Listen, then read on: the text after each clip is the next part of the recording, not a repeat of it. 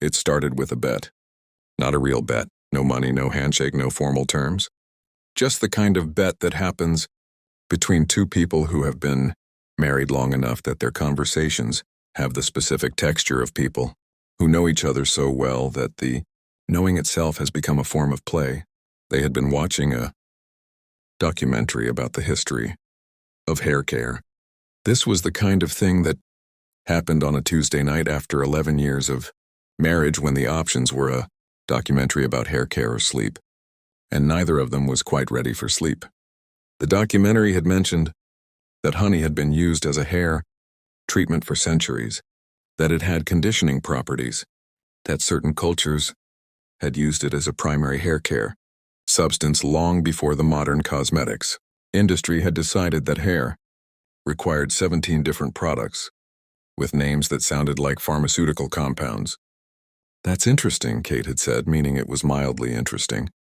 "I bet you couldn't tell the difference," Ryan had said. Kate had looked at him. "Between what? Between your shampoo and honey?" Kate had laughed. "That's ridiculous. Honey doesn't lather. Your shampoo barely lathers," Ryan said. Which was true. Kate used a sulfate-free shampoo that produced approximately the amount of foam you would expect from a very small cloud, which Ryan had never understood, but had accepted as one of the specific qualities of a person he had chosen to spend his life with. "I would notice," Kate said. "You might not," Ryan said. "I would." "When's the last time you actually thought about what you were putting in your hair?" Kate had given him the look she used when he said something that was simultaneously annoying and had a point. She had turned back to the documentary. Ryan had watched the documentary and thought about honey. The next morning, while Kate was downstairs making coffee, Ryan had gone into the bathroom and looked at her shampoo bottle. It was nearly empty, maybe 3 or 4 uses left. He had taken it out to the garage, found a jar of raw honey he had bought for his tea and largely forgotten, and with the focused experimentality of a man who has committed to a thing that reasonable people would describe as a bad idea, he had carefully squeezed approximately the same amount of honey into the bottle as remained in it and shaken it up. It was darker than shampoo. He had put the bottle back exactly where it had been. He had gone downstairs and poured himself coffee and said nothing. Kate was a graphic designer who worked from home, which meant her mornings had a specific unhurried quality. She was up by 7:30, but not in the shower until 9 most days. And the shower was a place she spent real time, not because she was doing anything particular in it, but because she was a person who thought in the shower, who used the shower the way some people used long drives or long walks, as a space where her mind could move without direction. She came out of the shower the first morning, looking exactly the same as she always looked, damp hair, focused on whatever she was already thinking about, moving through the kitchen toward her coffee. Ryan watched her with the specific vigilance of a man waiting for something to be noticed. Nothing was noticed. He found this genuinely interesting. "Good shower?" he said. She said. She went to her office. He went to his. They both worked. The day was ordinary in every way except that Ryan knew something Kate didn't, which was not a usual condition in their marriage and which he was finding more entertaining than it probably warranted. Day 2. Kate showered at the usual time and came out at the usual time and said, while pouring coffee, "My hair feels different." Ryan looked up from his laptop with the carefully calibrated expression of a man who is not thinking about anything in particular. "Different how?" "I don't know. Softer? I think my shampoo might be almost empty." "You should check," Ryan said. She didn't check. She went to her office. Ryan sat with his coffee and the specific internal satisfaction of a man who is getting away with something small and completely harmless, which was a feeling he had not anticipated being quite this enjoyable. The thing about their marriage, the thing Ryan had understood for about 6 of the 11 years, having not quite understood it in the first 5, was that it ran on a specific frequency of attention. Not grand gestures, not anniversary dinners at expensive restaurants, not the performed romance of people who needed external occasions to remember they loved each other. It ran on noticing, on the small, consistent awareness of another person, the specific way Kate held her coffee cup with both hands even when it wasn't hot. The way she talked to herself slightly while designing, the way she laughed at something before she told you what was funny. Ryan had spent 11 years collecting these things without deciding to. The way you collect evidence of something you believe in.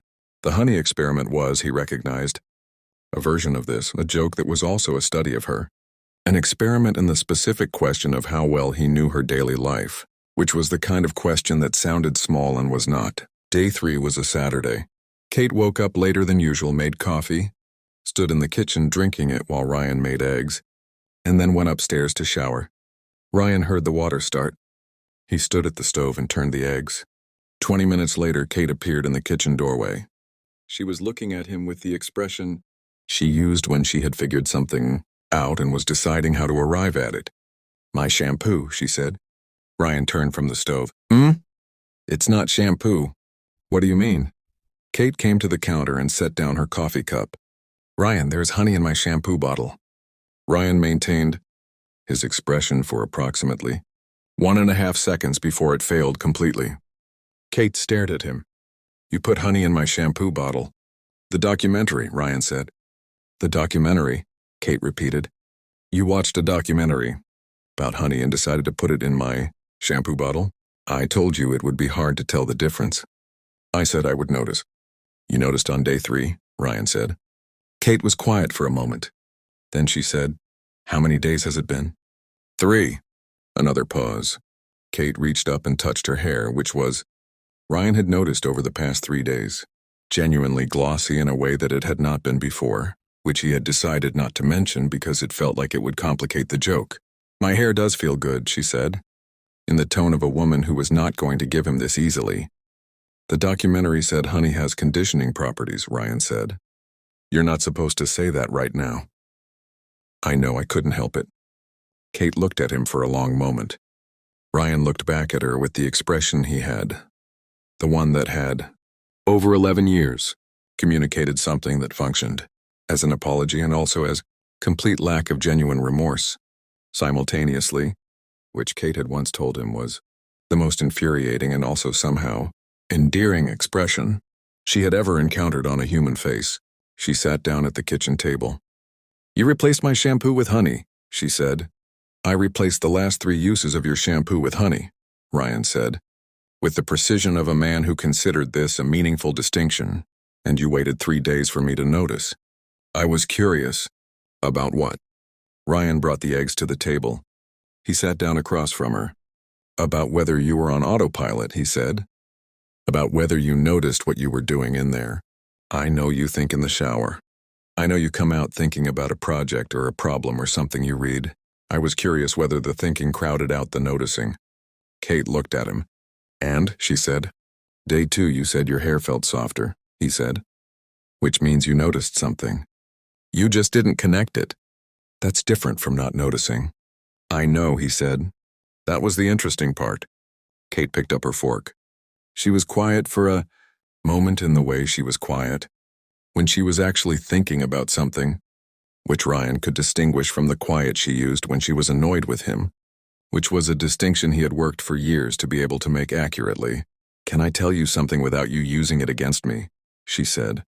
"Probably not," Ryan said. "My hair has felt really good for 3 days," Kate said. "Better than usual." Ryan did not say anything. He pressed his lips together.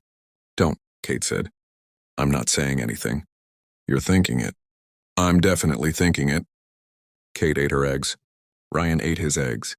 Outside the kitchen window, it was a Saturday morning in their neighborhood in Portland, Oregon, the specific quality of a Pacific Northwest morning in September.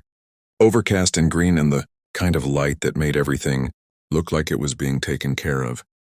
"If I wanted to try actual honey shampoo," Kate said, "after a while and there are products, real ones, that are formulated properly."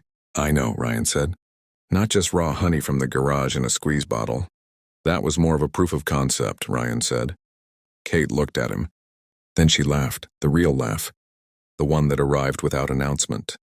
The one Ryan had been collecting for 11 years, along with the coffee cup and the self-talking and the laughing before telling. It was still his favorite sound.